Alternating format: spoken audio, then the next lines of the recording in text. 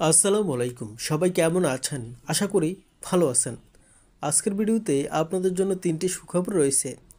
প্রথম সুখবর হচ্ছে জাতীয় নির্বাচনের আগে স্থানীয় সরকার নির্বাচন হবে। স্থানীয় নির্বাচন করার পরে কমিশনের সক্ষমতা বাড়বে, টেস্ট হয়ে যাবে।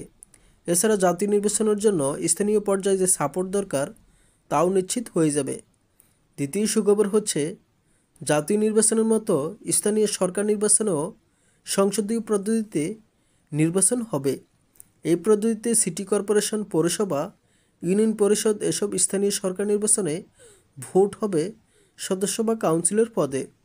সদস্য বা কাউন্সিলর পদে নির্বাচিত হওয়ার পর আগ্রহীরা মেয়র বা চেয়ারম্যান পদের প্রার্থী হতে পারবেন এবং কাউন্সিলর বা সদস্যরা তাদের নির্বাচিত করবেন।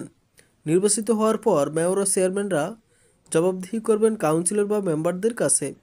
কাউন্সিলর বা মেম্বারদের কাছে আস্থা হারালে মেয়র বা চেয়ারম্যানের পদ শূন্য হবে। তবে মেয়র চেয়ারম্যানের পদ হারালেও তিনি কাউন্সিলর অথবা মেম্বার থেকে যাবেন।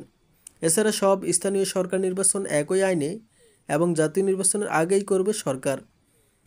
তৃতীয় সুখবর হচ্ছে সারা দেশে 4,500-এর উপরে ইউনিয়ন পরিষদ রয়েছে। এসব ইউনিয়ন পরিষদের বেশিরভাগের নির্বাচন হয়েছে 2 বছর আগে।